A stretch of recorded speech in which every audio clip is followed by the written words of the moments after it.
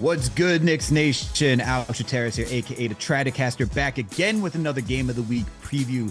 This time we're previewing game 4 of Knicks versus Miami, and the Knicks will be back in Miami on Monday at 7:30 p.m. at the Kaseya Center, where they'll take on the Miami Heat yet again to see if they can tie this series up. But with us today to help break this game down is none other than Greg Sylvander. He is a Heat insider for 5 Reasons Sports. Also, the host of 5 on the, what was it? 5 on the... 5 on the floor, a classic Eric Spoelstra saying. 5 on the floor. Thank you for having me. Appreciate, yeah, no doubt. Appreciate you for coming on the show. But before we ask, how you doing, Greg? Before we ask you how you're doing, Knicks Nation, make sure to hit that thumbs up button for your boys and make sure to check out KnicksFanTV.com. Now we can ask you how you're doing, Greg. How are you doing today? How are you feeling? Good. I'm sure you're feeling great after being up 2-1 in the series. For sure. So although, you know what? I felt good after game 2. It's Heat Knicks. It's back. Like, you know what I'm saying? Like, we have to at least acknowledge that it's good to see some Heat Knicks playoff basketball that matters again. So even after game 2, I was all right. So you should be all right, right? Still a series. It's still a series, but after the way yesterday unfolded, it's kind of hard to, I can understand the perspective for some fans, like how it's hard to be optimistic still, but there's still a series, man. It's still 2-1. We're not out of it yet. The Knicks need to win game 4 to make this still competitive. But the way that the Heat have been playing, they've been playing very disciplined. You got a lot of veterans on that team. So let's rip the Band-Aid off, get right into it. What did you see in game 3 for the Heat to be successful? Couple things. Well, there were some lineup adjustments. Spoelstra had another mad scientist type of game, and I won't dive into those specifically because I don't want to bore our viewers and listeners to death. But essentially, these are the things that jumped out to me because, neither team shot well. For as bad as the Knicks shot, the Heat didn't shoot well also. So it's not like the Heat, bombed away from 3 and just was unconscious and you chalk it up to that, right? It's more about for the Heat to even compete with New York on the glass is a huge achievement for Miami. So to win the margin by 2 in a game, that's a red flag for me if I was observing it from the Knicks perspective. Also, New York, if they're not forcing turnovers, that offense in the half court can be difficult at times, although they did play well in the half court in game 3 specifically. So the fact that they're only getting 13 turnovers out of Miami, I think is another thing where New York would hope that they could force more turnovers. So really the Heat took care of the ball and they protected the glass, and Jimmy Butler did enough of what Jimmy Butler does. And that's basically, I think, the biggest keys to this, to that one game in particular. But, there's a series of adjustments, so we'll see what comes next. Absolutely. And I think the biggest takeaway for my end when watching the team is that, yes, the Heat did everything they were supposed to. Jimmy did what Jimmy was supposed to do. You guys could control the rebounding for most of the game. But the thing that came down to the Heat defeating the Knicks was the details, man. Honestly, when I watched yesterday's game, it was Miami being aggressive from the jump, but really, and your guy Brady, part of the same network, he really covered it in game 2. And he talked about how the Heat on offense are just so disciplined where they can milk the clock down to 2 seconds, still get their shot off, and it's still a good shot, right? And then defensively, they're locked in for all 24 seconds. And when you watch the Heat play the Knicks, you see yesterday that the Knicks didn't bring the intensity. And then it just comes down to all the minor things, because these teams are not far off from being evenly matched, but it really just comes down to who comes down to the details. And that's what it was, the big takeaway from me. But, you mentioned controlling the offensive glass, and I just got to ask you this right now. What has Bam Adebayo done, or even Eric Spoelstra done, to position themselves where they can stop Mitchell Robinson from controlling the glass? Because, we're talking about a guy who in game 5 against the Cavaliers got 18 rebounds, 11 offensive boards. And this series has been taken out of it. I mean, we've seen more Isaiah Hartenstein in this series than anything else. So what has Bam or Spo drawn up to stop Mitch from being impactful? Well, one thing is Mitchell Robinson is hurting. And I think that it should be acknowledged that he is ailing with what I believe to be a hip injury, and they're not talking a lot about it around New York or in Miami. I don't know why it's not a bigger topic of conversation that he is laboring with that. That aside, because I know Knicks fans ain't looking from excuses, particularly from a Heat observer. I think that it has to do with the Bam Adebayo. They recognize that one fatal flaw that New York could impose upon Miami is on the glass. And so Bam has tried to make a concerted effort to find Mitchell Robinson and box him out. And in game one, he had 12 box outs on Mitchell Robinson, basically specifically to try to keep him off of the glass. And I think that you've seen an extension of that game over game.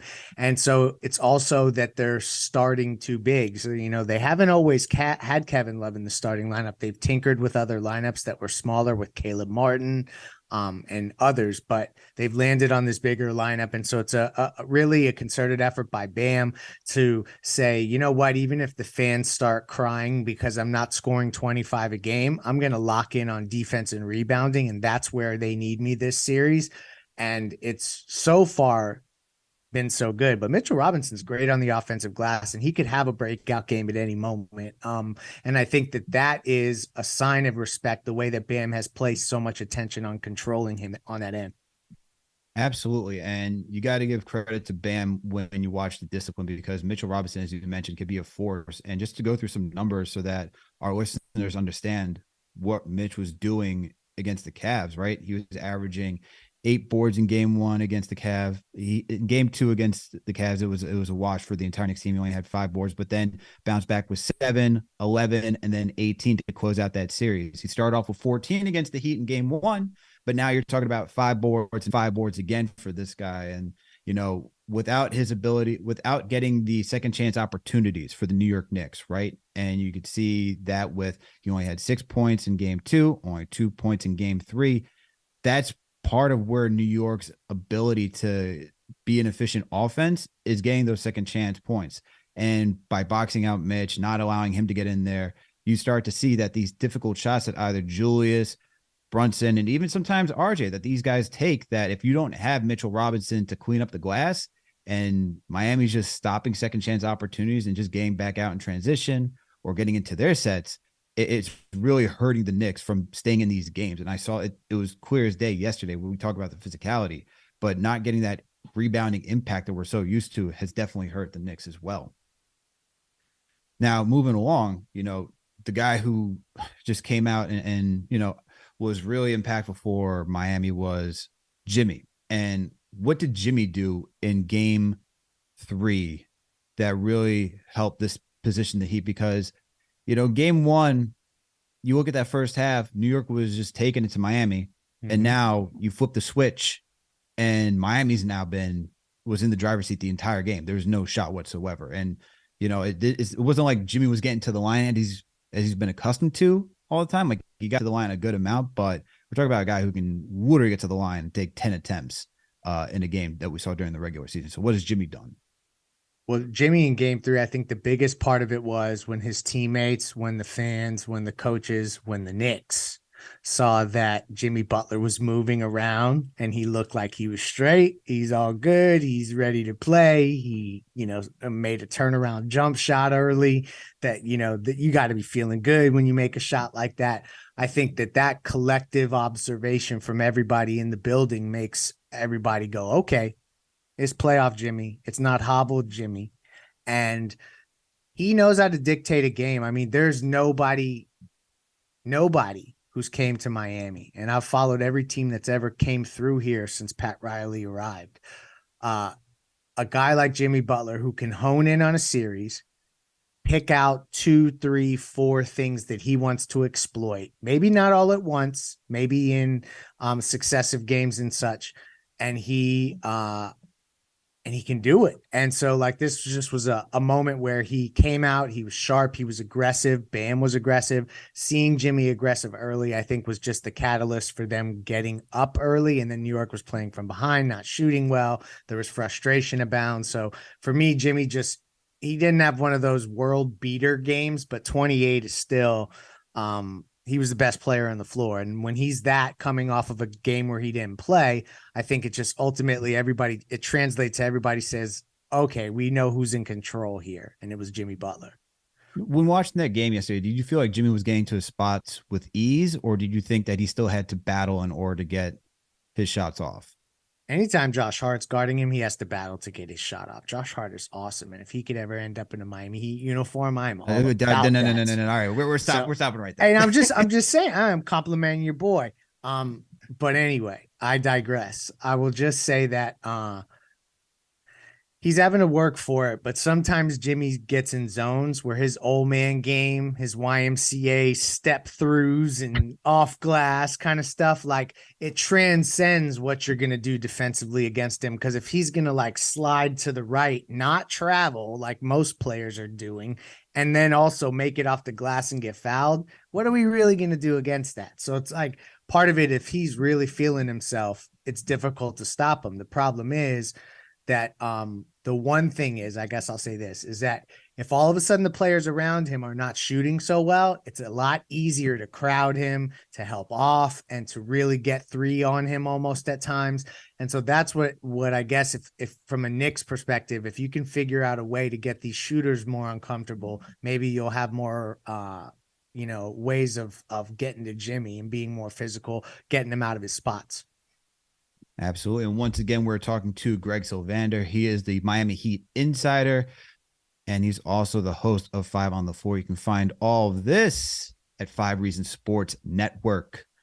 And also, for Knicks Nation out there, just to give you a reminder, we got 2 tickets that we're raffling off here, thanks to our friends at Forzano Law Firm. All right, for Game 5 at Madison Square Garden.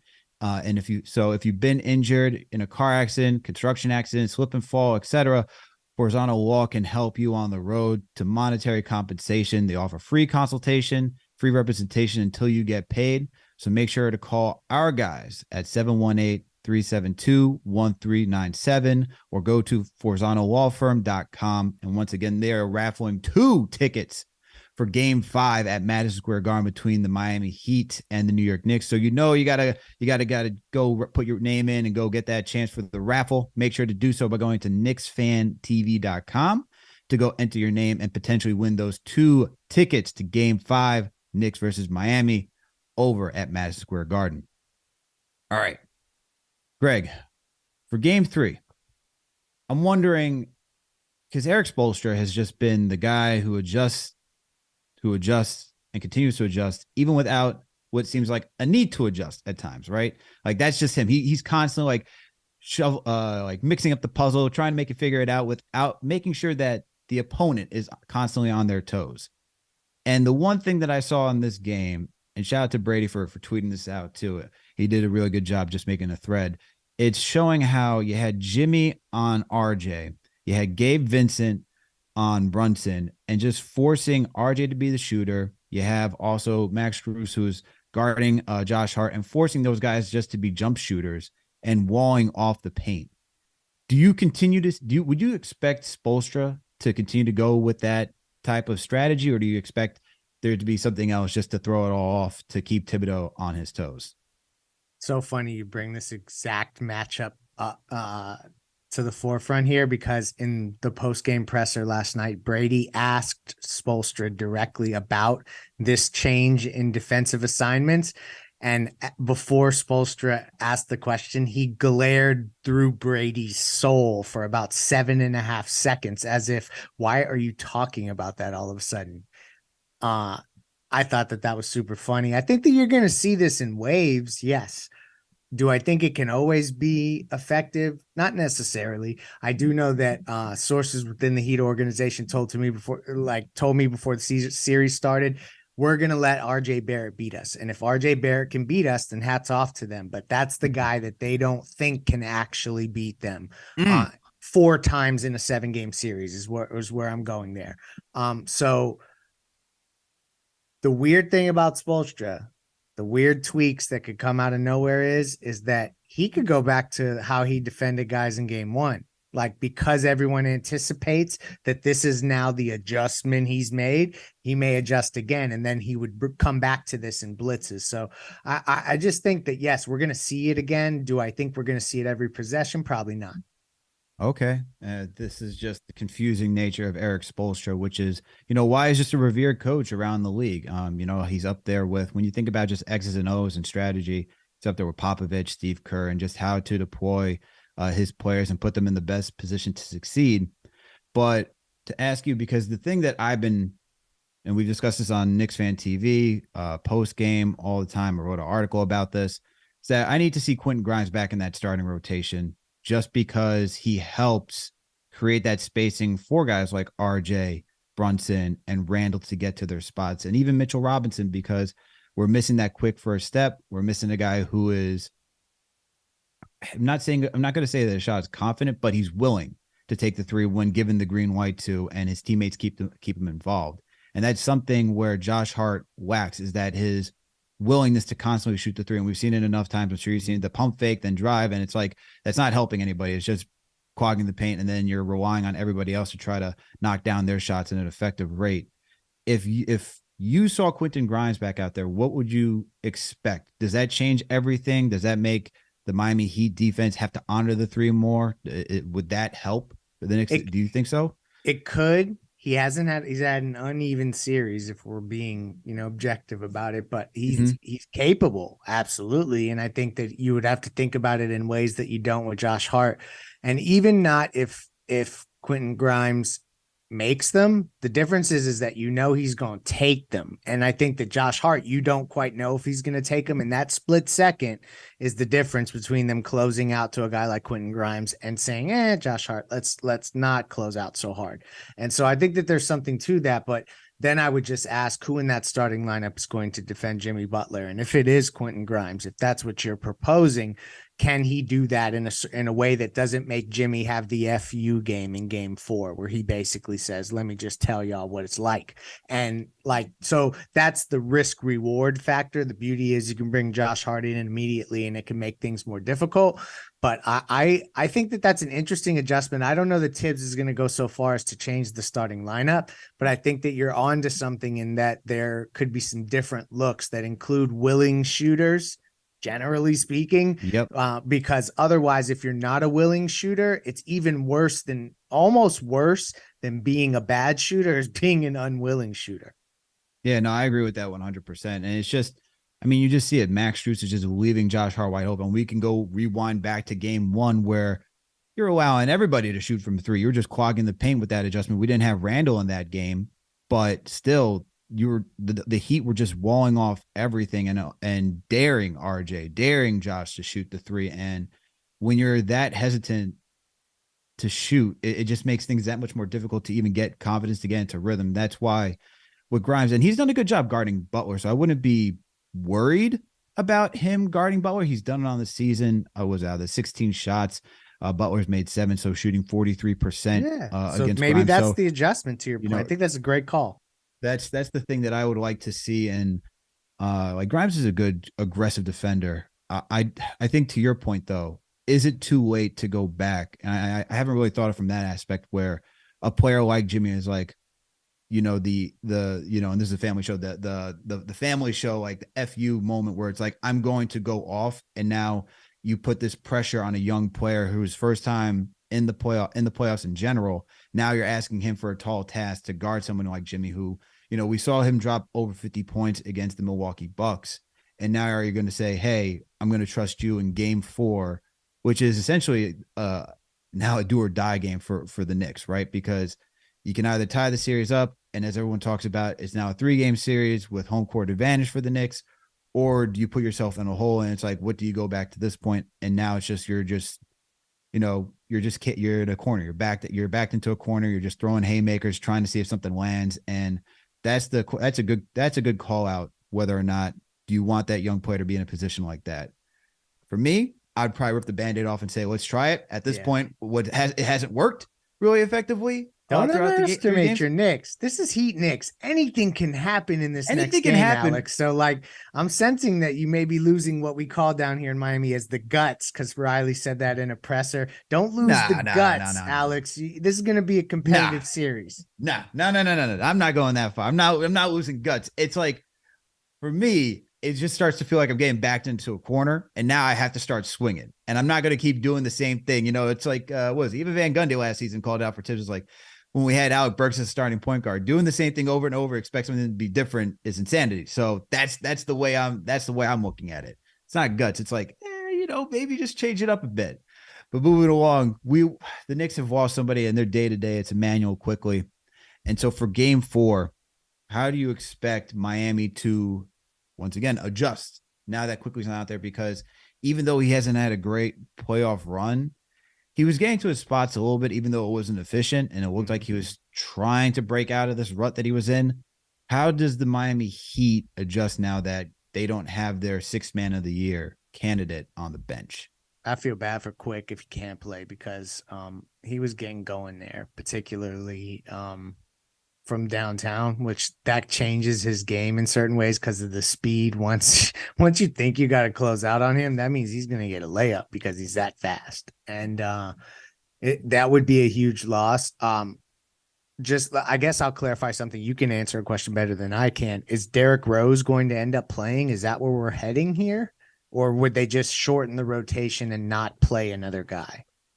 Or am I missing somebody also? I mean, some people are calling for Evan Fournier to get back out there and just to start shooting. This has been the reaction. Can we trim the rotation? Yeah. I mean, some are asking for the 3-point shooting for him because we haven't been able to shoot a 3. He can get hot in the game, I guess. He can. It's more. I'm thinking more of the defensive end where it's like out in transition is that Miami will look at that as like, we're going to expose that food. Yeah, food, exactly. 10 out of 10 times. And that's my bigger concern. But Quickley is day-to-day, according to our guy in Begley, Quickley is day-to-day with an ankle sprain per Tom Thibodeau. So we'll see. Tibbs says we'll see where he is tomorrow. And Tibbs has also said, according to Ian Begley, that everything is on the table with regards to Evan Fournier playing or Derrick Rose playing. I'd probably expect Miles McBride, Deuce. The Deuce is loose. I would expect him to play just because that's how the Knicks have gone with it about throughout the entire season. If Brunson's missing, you promote Quickley, Deuce then gets minutes. If Quickley only missed 1 game throughout the regular season, but still, it feels like Deuce would be the next person to call up just because the defensive intensity, his ability to get skinny around screens. Mm-hmm. And maybe that's something, especially when you're thinking about Kyle Lowry, who's been playing very well this series. He's really been turning back the clocks. I would expect Deuce to get back out there because you still want defense for playing against Miami, and Deuce is a guy who I would trust just to stay focused for a full 24 seconds, right? I don't think he'd make it very difficult for whoever he's guarding. So I would go that direction. Derrick Rose, that could be an option just because his veteran experience, his ability to he has had moments, especially 2 years ago, where he rose to the occasion and, no pun intended, rose to the occasion and helped the Knicks against the Atlanta Hawks in game 2. But he just, to ask him to do that now when he hasn't really gotten that much burnt throughout the regular season, that's a tall order. So I'm thinking Miles McBride would be that guy. So if you saw McBride out there, what's Miami thinking? I think you're onto something in that he can compete for 24-second shot clocks on defense and not make mistakes. And so maybe that is where they lean in. It's not all these names that we know and love like D Rose. I would say that there is some part of it where if Fournier or Derrick Rose can have a good game where they shoot 7 of 11 from the field or something crazy like that, that's a good shot in the arm that this team could use. But maybe going the more conservative, prudent approach, as you mentioned, is where they'll go. And I don't think it changes a ton from what the Heat will do, other than they don't have to be quite as worried about what Quickley does in transition and how he can beat your entire team down the floor and get a layup before you realize the ball was taken out. So some of that stuff just inherently is gone by him not being out there. Absolutely. And Once again, we are talking to Greg Sylvander. He is a Miami Heat insider for 5 Reasons Sports. You can catch him as the host as 5 Out on the Floor. And once again, you can, if you want to make sure, you can go to Game 5, Knicks Nation. Make sure to go to KnicksFanTV.com and enter to win 2 tickets to Game 5 against the Miami Heat, Knicks versus Miami Heat. They're sponsored by our friends at Forzano Law Firm. If you've been injured in a car accident, construction accident, slip and fall, etc., Forzano Law can help you on the road to monetary compensation. They offer free consultation, free representation until you get paid. So call our guys at 718-372-1397 or go to ForzanoLawFirm.com to win to have representation for you, and make sure to go to KnicksFanTV.com to go place your name in for those entries for the 2 tickets. All right, Greg, we're getting close to the end here. Going to get you out of here in a bit. But another question for you. For this Game 4, like, who do you expect? Who would you expect, like, outside of Jimmy, outside of Bam? Because it's just been a cast of characters just like for Miami to show up each and every single game. Who would you expect to be that next guy? Because we had the Shrew showing. You see Gabe Vincent making that bounce back to being that guy. Who's the next guy that you see Miami will have to be featured in this offense? I mean, I guess the easy answer, but I'm not going to use it, is Duncan Robinson, because he hasn't had the game where he had 7 threes, which he hasn't had very many of those in a very long time. I also should just quickly sneak in here that to all Knicks fans out there, the Heat have not been operating from a position of strength all season. So we are surprised by anybody to believe that we're here. And Heat fans didn't believe that they belonged, that they could get here 2 weeks ago. So the Heat are not contender, didn't feel like contenders all year. And as I went off on that rant, what did you just ask me specifically? I apologize there. So who's going to be the guy that shows up? Because it's been Gabe Vincent. Gabe Vincent, that's the guy, actually, because he had a down game and he's typically very aggressive early. He's been playing super well, but he didn't play good in Game 3. I expect a bounce back from Gabe Vincent. That is the guy. If you play fantasy, daily fantasy, go over on his prop bets on Gabe Vincent. I'm expecting a Randall bounce back for our end. We need him to bounce back. I'm not too worried about Brunson, but I'm expecting Randall just because the incident, I guess we can call it, with Cody Zeller being physical throughout that game. You could see that ready to spill over just for the physicality throughout quarter to quarter. So I'm expecting Randall to bounce back. Very curious to see who's going to be that third guy, because, you know, RJ didn't have a good game. Hopefully he can bounce back. Josh Hart has struggled a little bit on the offensive side. And without Quickley, the guy who you would rely on, I'm curious to see how do you get Grimes involved into this offense. So it's as of right now, it's kind of up in the air. But I won't say easy, but like the one guy I'm looking back is for Randall to get back into a group, because it's one thing to have Brunson, but you need Randall to be that second guy who can draw the double team. And that's something that if he can't do that, then it just makes the Heat's jobs that much easier to defend this Knicks team. Here's a question for you, though. For both teams, who's impressed you for both the Knicks and the Heat? I mean, basically Jimmy goes without saying for the Heat. So I'm going to focus more on the Knicks. And I would say, and I mentioned earlier, I'd love to see Hart in Miami. So that's also one I can't immediately say. I am continually impressed by how just damn good Jalen Brunson is. Like, I know that, like, y'all probably are like, duh, we've been watching him all year. And I have watched enough, but just the way that he continues to mature as an offensive player, to find his way through counters when defenses are playing him differently and still get to his shots. The fact that he's a lefty, and I played ball and I'm a lefty, so I love that part of it. But the fact that people try to like make him go right and he still can always get back to his left hand, some of that stuff that I've watched the Heat try to funnel him certain ways, and you can't make him go certain ways because he's that intuitive in the way that he handles the ball. I like Jalen Brunson a lot, but the more and more I watch him, the more and more he feels like a player that if I were a fan, I'd want to root for him. got the right kind of edge, the grit. So yeah, I'm impressed by Jalen Brunson. He has moved into a higher tier as an NBA lead guard than he was in prior to this series for me personally. Okay, and for the Heat, it's been who?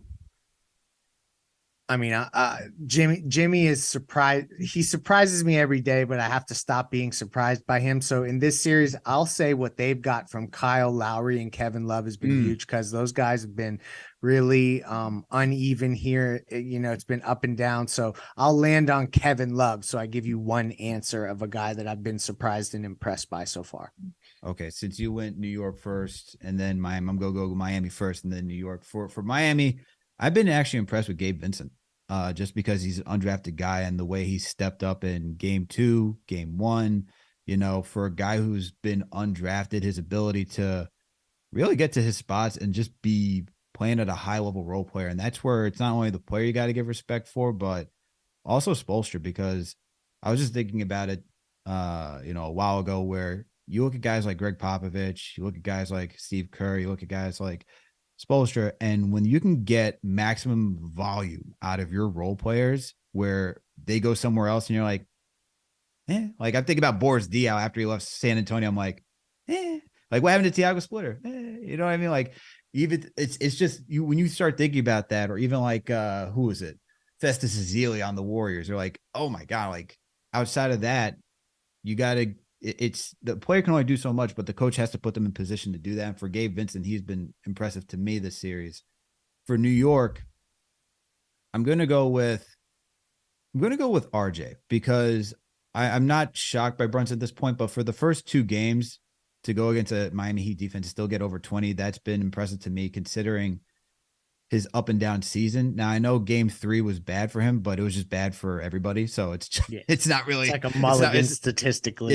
It's not really like no one really stood out to me, but I'm going to go with RJ just for like his fact of how he's been resilient and how he's been able to step up to the challenge. But as you said, I'd like to see him, Miami is looking for him to beat them in 4 games. So if we're going to have any chance to come back, it's not only do you need Brunson and Randle to play well, but you also need RJ to be getting back downhill and getting to his positions as well. But now let's do the fun stuff before we wrap up, Greg. Let's do the fun stuff, because we were talking before we got on the show, and you're like, you've been on the wrong ends of just Miami Heat and New York Knicks battles, and so have we. So how is it? Let's talk about it, man, because I know for Knicks Nation right now, we're all down right now. We're looking for game 4 tomorrow. I can make you feel better. Yeah, thank you. So I'll take you back to 98, 99, somewhere around there. I was in high school and went to Heat Knicks, all of those home games back then I was in attendance for, and particularly for the Allen Houston game winner that ripped our souls out of our bodies. I'll never forget, my uncle and I were there, and the entire arena filed out, and it was completely empty except for the people sweeping stuff behind the seats. And we were still sitting in our chairs, slumped over, like, I can't believe that just happened. And then the second one I have to bring up is when Jamal Mashburn passed to Clarence Weatherspoon, and Clarence Weatherspoon missed a shot, and Spree got the rebound, and he threw the ball up in the air. And it was kind of like, that was a moment when the Knicks beat the Heat. It was for the 3rd time in a row as a lower seed, going into Miami, winning it on their home floor, eliminating them in front of their home fans. Pardon me, if any coach or executive that happened to them in this age, they get fired. Riley did not get fired. And that, I think that's an interesting thing, a nugget to remember for organizations that want to be successful. But I knew that Heat team was done, that the Knicks had a mental advantage over that Heat team, and Ewing had a mental advantage over one of my favorite players of all time, Alonzo Mourning, that they could not get over. And so for a long time, I hated the Knicks, but I respected the hell out of them because of everything that they did against the Heat back in those series. So I felt that pain It was fresh. Sometimes it can still feel fresh. So you got that out of me. Hopefully that made Knicks fans feel a little bit better, is that Heat fans have suffered as well.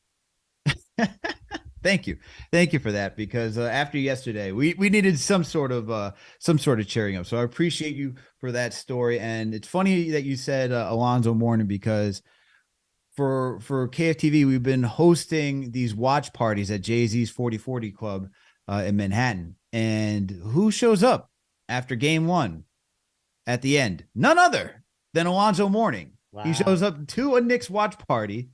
And we got word, and we're just disgusted. We're like, what is happening here? How is Alonzo Mourning showing up to a Knicks watch party after, the game's over, and now you see him? It's like, oh, this is just like throwing salt into the wound. But right. man. Greg, appreciate you for coming on and sharing the stories. And look, if you want something, I still hate that we dropped confetti after beating the Miami Heat just one game. That's the thing that really maybe it was a mistake. Maybe it was a mistake. But probably not. That was too much confetti to make it a mistake. I was trying to give you the benefit of the doubt. One. Never mind. Mari hitting the fire extinguisher. It's just those are bad times. But Greg, appreciate you for coming through. Please let our listeners know where they can find you, and if you got anything coming up. For sure. So you can catch 5 on the Floor wherever you listen to podcasts. That is 5 on the Floor. You can follow me at Greg Sylvander on Twitter, and check out the 5 Reasons Sports Network. We're giving you free content. It's a Miami-based sports network that is branching out nationally as well, so check us out there. But 5 on the Floor, that's the main entity that I want to communicate for Heat Knicks, because that's all we talk about for right now. There you go. If you want to keep up to date with more Knicks Heat content, make sure to go check out Greg and the team over at 5 Reasons Sports. And once again, Greg, appreciate you for coming on. And to Knicks Nation, thank you for tapping in for another Game of the Week preview, Knicks versus Heat for Game 4. So make sure to hit that thumbs up button for your boys. Make sure to check out KnicksFanTV.com, where you can catch Remy's recaps after every single game. And also, remember, we got a ticket giveaway. So make sure to go to KnicksFanTV.com to enter your names for the giveaway to the Knicks versus Heat Game 5 at Madison Square Garden. And we got to thank our friends at Forzano Law Firm for doing this for us. If you've been injured in a car accident, construction accident, slip and fall, Forzano Law can help you on the road to monetary compensation. They offer free consultation and free representation until you get paid. Make sure to call our guys over at 718-372-1397 or go to ForzanoLawFirm.com to go get representation for you if you've been hurt in any manner. And thank you to them once again for the ticket giveaway for Game 5, Knicks versus Heat. And the Knicks Nation will catch you after Game 4 for not only the post game, but also make sure to tune in for the preview and obviously play-by-play with JD.